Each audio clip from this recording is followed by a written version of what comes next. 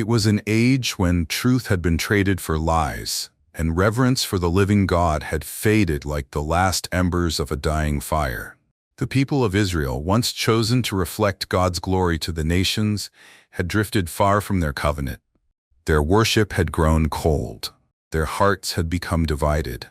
And though the temple still stood, the altars built in secret groves and high places burned not for Yahweh, but for lifeless idols carved by human hands. After the death of King Solomon, the kingdom had fractured, politically, spiritually, and morally.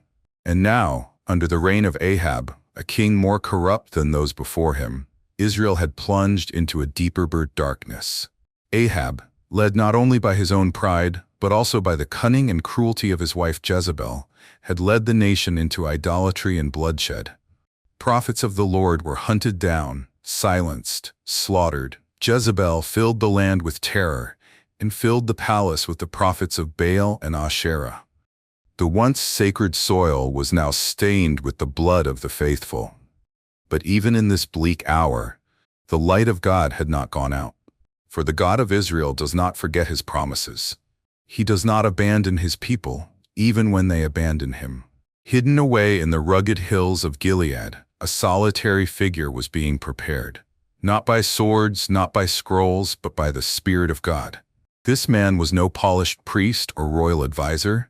He had no titles, no entourage, no political backing. He came clothed in camel's hair, weathered by sun and solitude. His name was Elijah. Elijah means "my God is Yahweh." In a generation that had bowed its knee to Baal, even his name was a declaration of defiance. But before he would speak to kings or call down fire from heaven, Elijah had to learn how to walk with God in obscurity. He had to be still long enough to hear God's voice amidst the silence of the wilderness.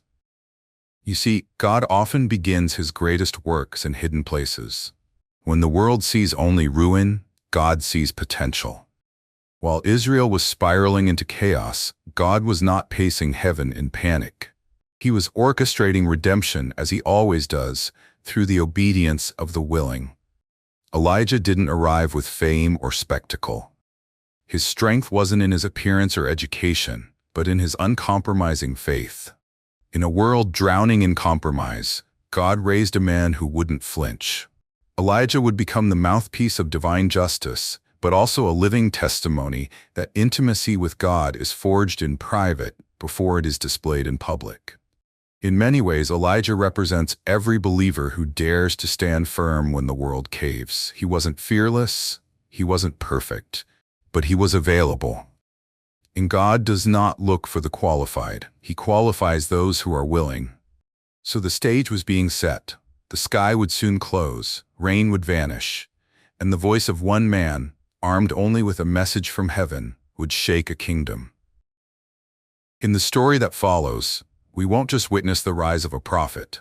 We'll encounter a God who is faithful even when we are faithless, who speaks in fire but also in whispers, and who still calls ordinary people to do extraordinary things.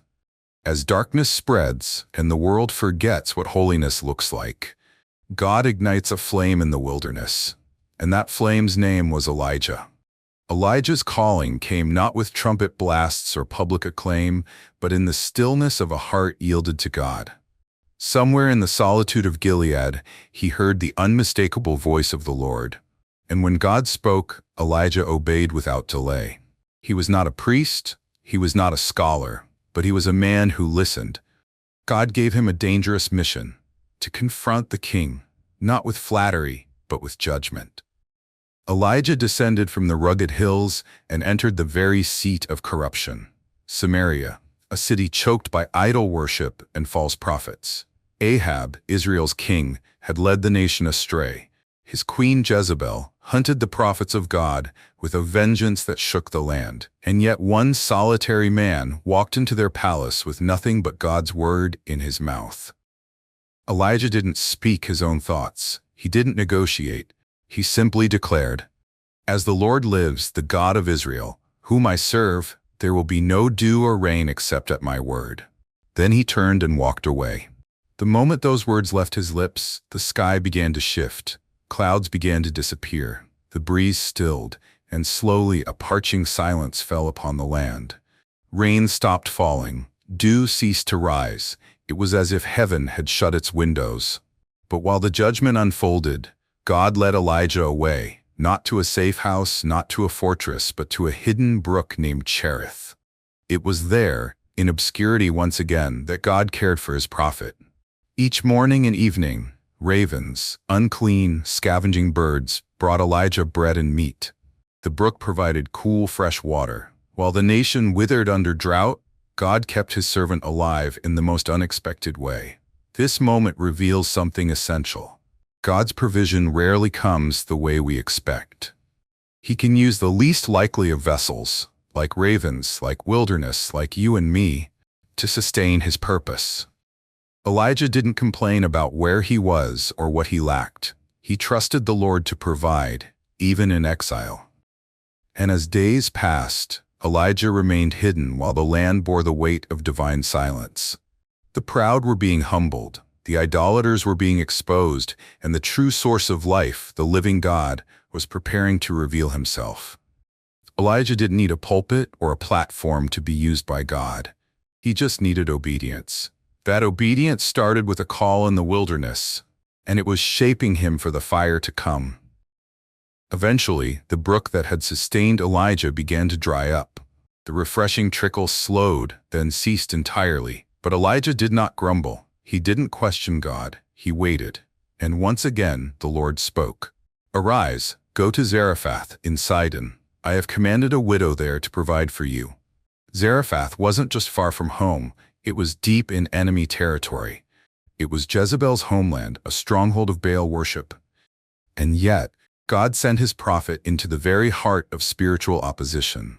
When Elijah arrived at the gates of the city, he saw her, a frail woman gathering sticks, her face marked by fatigue and sorrow. Elijah, led by the Spirit, knew she was the one. "Please bring me a little water," he asked. And as she turned to go, he added gently, "and a piece of bread." Her reply was laced with despair. "As the Lord your God lives, I have no bread, only a handful of flour in a jar and a little oil in a jug. I am gathering a few sticks to take home and make a final meal for my son and me. After that, we will die." In that moment, Elijah saw past her poverty and into her heart. He did not offer a handout. He offered a promise. "Do not be afraid. Go home and do as you have said. But first, make a small cake for me. Then make something for yourself and your son. For this is what the Lord, the God of Israel, says. The jar of flour will not be used up, and the jug of oil will not run dry until the Lord sends rain upon the land." It was a test, not only for the widow, but for Elijah too. Would she trust a stranger's God? Would Elijah's words be backed by heaven? The woman obeyed, and from that day forward, the miracle unfolded quietly, daily. Each morning she would check the jar, and there was flour. She would tilt the jug, and oil would flow. No thunder, no lightning, just quiet, faithful provision. But then, just as hope began to return, the widow's son fell ill. His breath faded, his chest stilled. Her only child died. She turned on Elijah, her voice filled with anguish. "Have you come to remind me of my sin and kill my son?" Elijah took the child from her arms and climbed to the upper room. He laid him on the bed and cried out to God, not with formality, but with raw desperation. "O Lord my God, have you brought tragedy even upon this widow by causing her son to die?" Then he did what no prophet had done before. He stretched himself over the child 3 times and pleaded, "O Lord my God, let this boy's life return to him." And God answered. The boy's breath returned. Life surged back into his body. Elijah carried him downstairs and placed him into his mother's arms. Her tears fell, but they were no longer hopeless. "Now I know," she said, "that you are a man of God, and that the word of the Lord in your mouth is truth." Faith had been tested, and God had proven faithful. 3 years had passed. 3 years of silence from heaven. The sky, once rich with clouds, had offered nothing but dryness. Streams had vanished, fields had cracked, families whispered prayers that seemed to echo without answer. But the silence was about to break. God sent Elijah back to confront the source of the nation's rebellion, King Ahab. Elijah stood before the king with unwavering confidence. Ahab sneered, "Is that you, O troubler of Israel?" And Elijah responded boldly, "I have not troubled Israel. You and your father's house have. You abandoned the Lord's commands and followed Baal." Then Elijah issued a challenge that would mark history. Summon all Israel to Mount Carmel. Bring the 450 prophets of Baal and the 400 prophets of Asherah. Today the Lord will make himself known. The people gathered. Thousands came. Farmers, priests, soldiers, skeptics. The air was thick with anticipation and tension. On one side, the polished prophets of Baal danced in vibrant robes.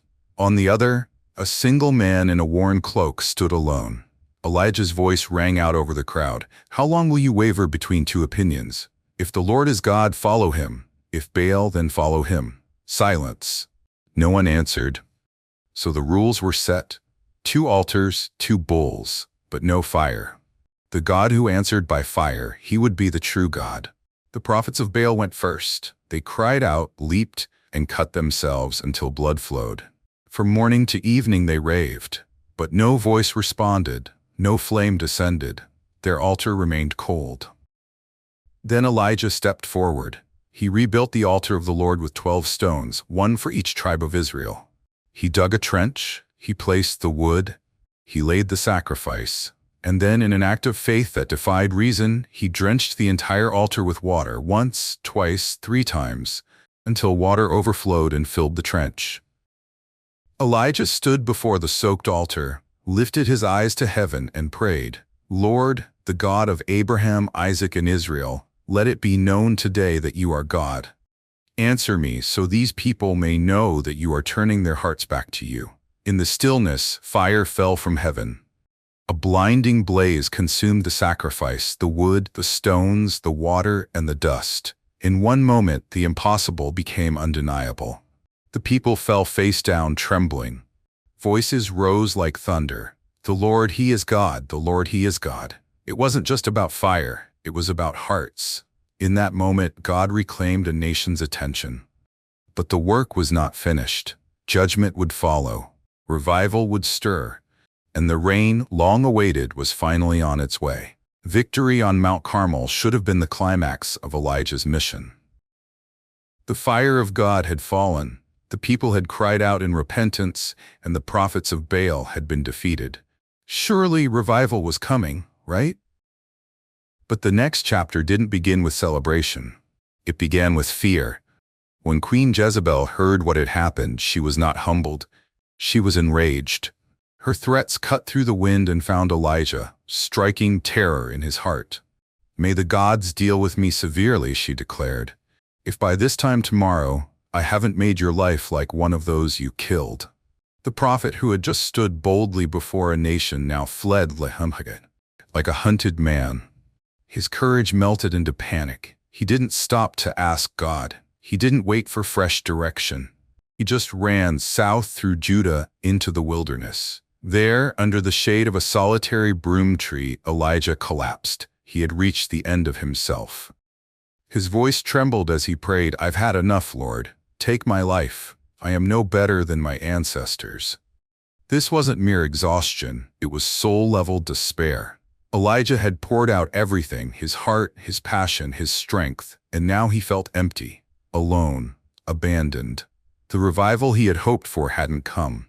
The queen still ruled. The people still wavered. Had anything really changed? But the God who had sent fire from heaven now sent something even more tender. Rest. Instead of rebuke, God gave him sleep. Instead of judgment, God sent an angel.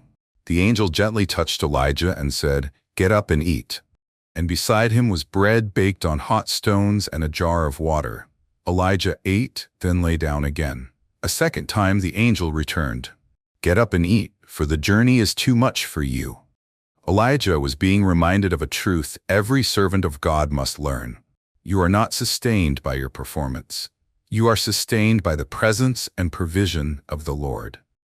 With strength from that heavenly meal, Elijah traveled 40 days and 40 nights through the barren desert until he reached Mount Horeb, the very place where Moses once stood to receive the law.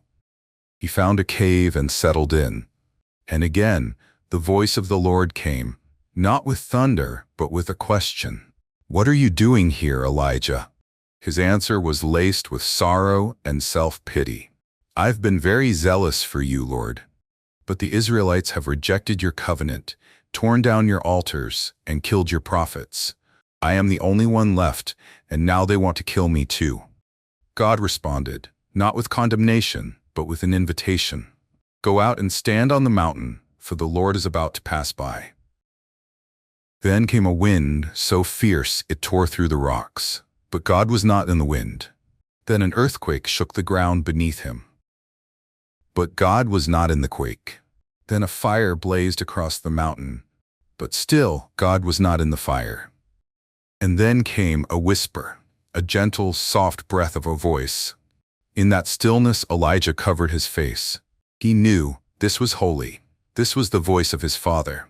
Sometimes the most profound revelation comes not in miracles or might, but in the silence where only the humble can hear. Again God asked, "What are you doing here, Elijah?" And again Elijah poured out his complaint. But this time God answered with purpose. "Go back the way you came. Anoint Hazael king over Aram, Jehu king over Israel, and Elisha to succeed you as prophet. And by the way, you are not alone. I have reserved 7,000 in Israel who have not bowed to Baal or kissed him." Elijah had believed the lie that he was the last faithful one left, but God reminded him, "I always have a remnant. I am never without witnesses." Elijah came to Horeb empty, but he left full, not of strength in himself, but of renewed trust in the God who speaks in whispers and walks with the broken. Elijah had walked through fire, both literal and spiritual.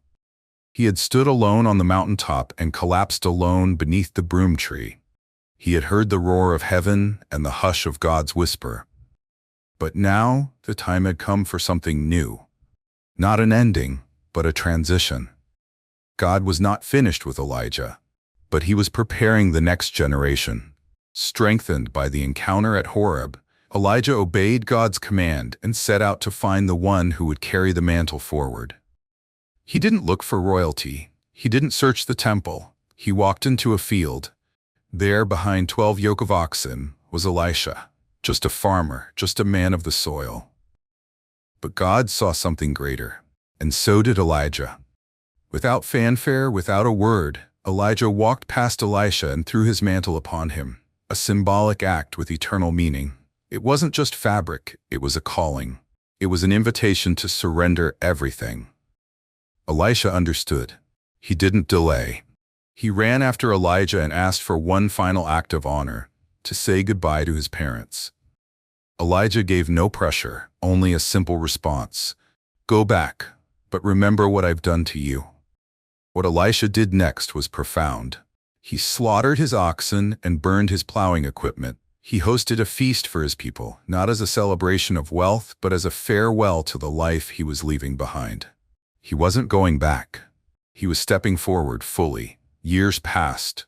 Elisha became Elijah's servant, his disciple, and his companion. Together they walked the dusty roads of Israel. And as Elijah's time drew near, he tested Elisha's loyalty 3 times, asking him to stay behind. But each time Elisha refused. "As surely as the Lord lives and as you live, I will not leave you." Finally they came to the Jordan River. 50 prophets stood at a distance watching. Elijah took his cloak, rolled it up and struck the water. The river parted.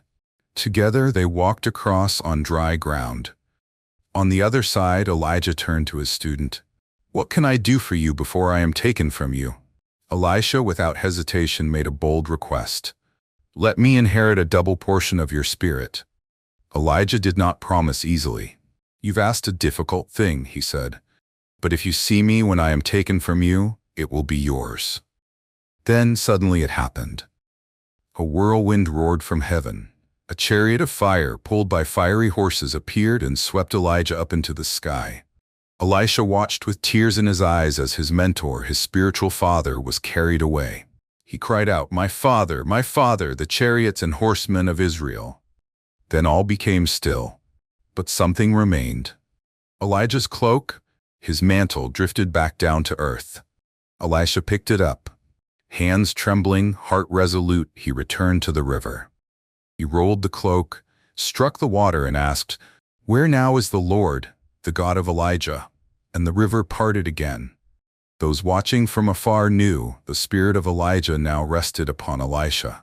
But the legacy didn't end with miracles. It continued with obedience.